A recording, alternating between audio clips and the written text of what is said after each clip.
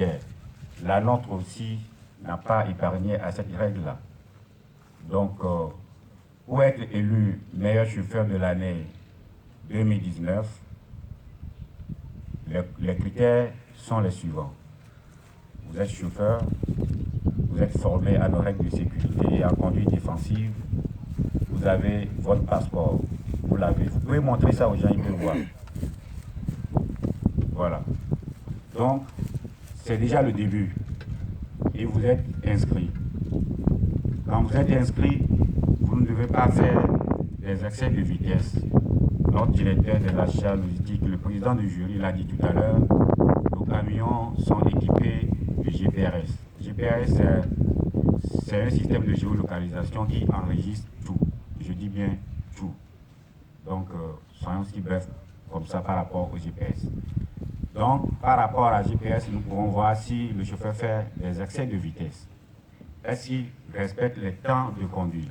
On l'a déjà dit tout à l'heure, quand vous conduisez un temps, il faut marquer un temps de pause. Les critères, je continue en disant que nous l'avons dit, aucun chauffeur ne doit être au volant sous l'effet de l'alcool. L'alcool est interdit au volant, ça fait partie des critères. Les critères, c'est que quand on est au boulot, on doit être équipé et porter ses équipements de protection individuelle. C'est-à-dire les casques, les lunettes, les gants, les tenues avec des bandes de haute visibilité. C'est de ça qu'il s'agit. Un chauffeur ne doit pas être au volant en tapette. C'est ça, les équipements de protection individuelle. Et ça fait partie des critères de sélection pour ce concours. Pour ce concours, si vous êtes inscrit, vous ne devez pas faire d'accident. Une fois que vous avez eu un accident, vous êtes automatiquement disqualifié. Le concours, bref, il faut respecter les codes, le code de la route. C'est ça, en résumé, les principaux critères qui ont conduit cette compétition. Nous parlons tout à l'heure d'enregistrement. À la fin d'enregistrement, nous avons dénombré 351 chauffeurs qui se sont inscrits pour le concours. Et l'animateur, tout au début, il avait déjà dit qu'à l'inscription, tout le monde s'est fait attribuer un total de points de 30. Et à chaque fois qu'il y a une violation ou un manquement vis-à-vis d'un critère, il y a des points de démérite. Et c'est moins 2 à chaque fois. Je peux donner des exemples. Je viens de dire tout à l'heure que le chauffeur ne doit pas être sous l'effet de l'alcool. Comme nous le savons tous, aux entrées de nos usines, il y a un test inopiné de contrôle à l'alcool qui se fait. Une fois qu'un chauffeur est détecté positif, il a automatiquement moins 2 et suivra un processus de discipline que nous n'allons pas développer ici. Je donne encore un autre exemple. Nous faisons des patrouilles et des inspections sur les différents corridors. On a vu un de nos camions quelque part qui est stationné. La première question, est-ce que l'endroit du stationnement est autorisé? Si ce n'est pas autorisé, on vient vers vous pour vous sensibiliser et faire ce qui se doit. Mais sachez que vous avez moins 2. Vous avez moins 2. Une fois que nous faisons les inspections, on vous croise quelque part, on vous dit, cher camarade, descend, vous descendez, vous êtes en tapette, ça veut dire que vous n'avez pas porté votre équipement de protection individuelle.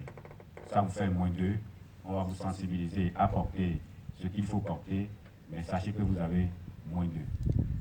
C'est comme ça, mais si par malheur, vous avez fait un accident, vous êtes automatiquement disqualifié. On ne continue plus les évaluations, les analyses avec vous.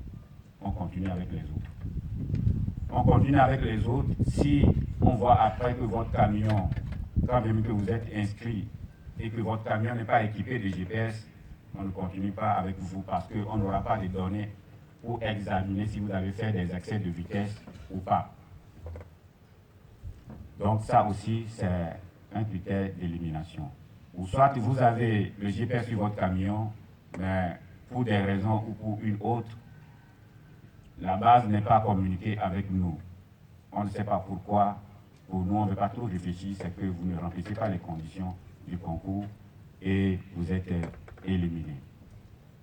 Sur ce, pour être vraiment bref, les chauffeurs, comme les prédécesseurs l'ont dit, ils ont été bons. les 30 points attribués, il y a des gens, des chauffeurs qui sont tellement bons qu'il n'y a même pas un virgule enlevé dans leur point. Ils ont gardé jalousement les 30 points. Applaudissez pour vous.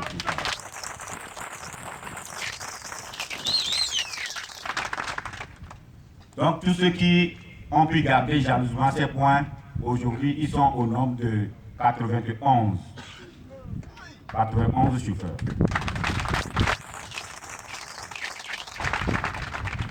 Ces 91 chauffeurs sont déclarés meilleurs chauffeurs de l'année 2019.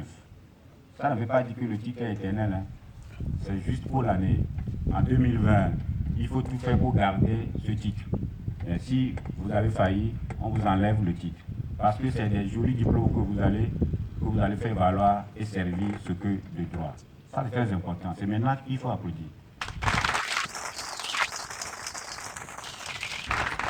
Voilà. Les 91 chauffeurs qui sont véritablement bons, on les retrouve chez 4 transporteurs. En tête, nous avons CMTP.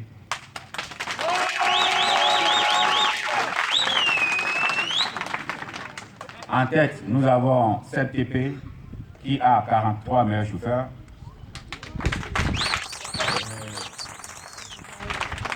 Quand il y a l'organisation du travail, le résultat suit. Ce n'est pas de la magie. Donc c'est quelque chose comme ça, c'est ça que nous voulons pour tout le monde.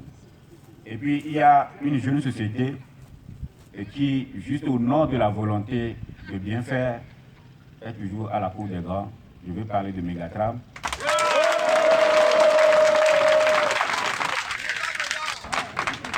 Je vais parler de Mégatram qui suit avec 27 meilleurs chauffeurs.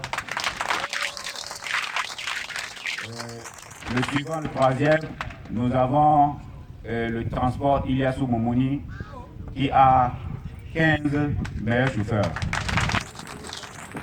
Et puis, j'avais dit tout à l'heure que les transporteurs sont au nombre de 4. Je viens de citer 3, Y1. C'est le transport Nouvelle et d'Office qui a 6 chauffeurs meilleurs pour l'année.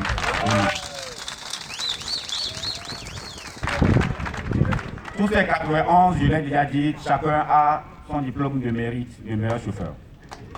Bon, maintenant, en jeu, nous avons des prix. Il y a un gros lot, un véhicule neuf, pas acheté au port, ni deuxième main, directement à la maison. La personne aura tout à l'heure le bon pour aller chercher lui-même.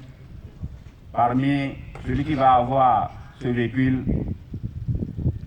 on va le tirer au sort parmi les 91. Comme quoi, nous n'avons rien fait au hasard. Même dans la Bible, c'est dit, le dernier verset de notre compétition, c'est qu'en cas d'égalité, nous allons choisir le meilleur par tirage au sort. Et c'était dit avant le commencement.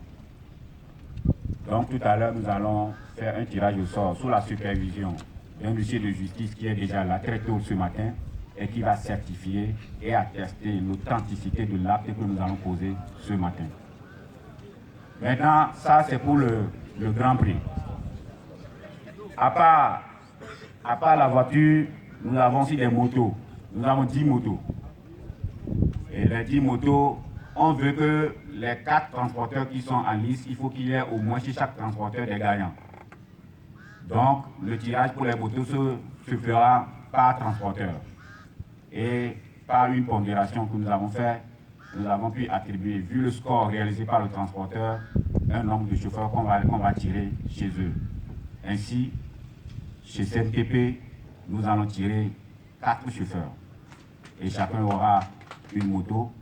Chez Mégatram, nous allons tirer 3. Chacun aura une moto. Chez Transport Iliassou Momoni, nous allons tirer 2. Chacun aura sa moto. Et puis chez Nouvelle et d'Office, nous allons tirer une personne. Chacun, lui, il aura aussi sa moto. Madame Latifat l'a dit tout à l'heure, une grande société comme la nôtre ne plaisante pas. Tout ce qui sera dit, il faut savoir que c'est ça qui sera fait. On avait commencé déjà, on trouve que c'était un conte de fées et que c'était de l'amusement. Un grand groupe comme Heidelberg Cement ne peut pas se permettre le luxe de faire de l'amusement. Nous venons de commencer l'année 2020. le premier intervenant vous a déjà signalé ou bien souhaité l'année heureuse et bonne. Notre souhait, c'est d'avoir une année zéro accident sur nos routes, zéro accident dans l'exercice de notre fonction. J'ai été très long, mais je vous remercie pour votre patience. Merci et que la fête soit belle.